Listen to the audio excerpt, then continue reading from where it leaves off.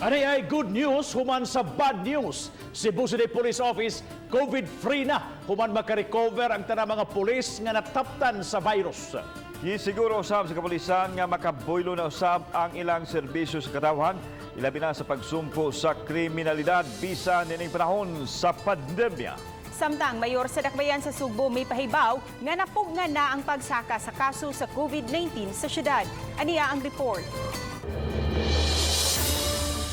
Usa sa mga grabing napiktuhan sa coronavirus disease ang kapulisan sa dakbayan sa Cebu, sanglit nataptan man ang 113 ka mga sakop nini.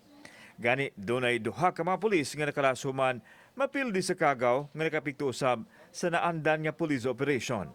Matod silang hepe, Police Colonel Josefino Ligan, ilang gipaningkamutan nga masunod ang disiplina ug basic protocol sa ilang organisasyon aron sila mulampos. Dunay usa nga nahabilin o last man standing sa isolation facility nga ginakdang i-reintegrate sunod semana human pildihan niya ang virus. Happy to announce that Cebu City Police Office is COVID-free. Personnel of Cebu City Police. Hopefully, wala na matakdan usog.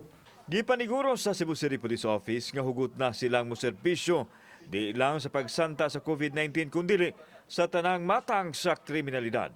Although ang crimes, 8 focus crime ni maba, pero ang crime solution wala kay taka malihok ato kay nangaigo man natong mga pulis. Samtang ipahibaw ni Mayor Edgardo Labella nga adunay dakong posibilidad nga mapaubos ngadto sa MGCQ ang Cebu City. Iyang ipadayag nga na-flatten na ang curve sa COVID-19 apan dili angayang mo kumpiyansa. O galing ma-MGCQ, plano sa mayor nga ipabilin gihapon ang pagpatuman sa quarantine pass ug higpit sab nga did-an ang pag-abli sa mga karingawan sama sa mga sinihan. Ugbot na itong una-unaon, especially with the business climate, MGCQ is really favorable. But even until now, even if we have flattened the curve, we still have to seriously consider the fact that the virus is still very much around. Ang Cebu City nakatala og 7 nga bag-ong kaso kagahapon base sa DOH data, diin 1,212 ang total cases, unya doon usay 7,694 ang recoveries. If we be downgraded to MGCQ, that first of all, the health of the people of the city of Cebu will not be compromised.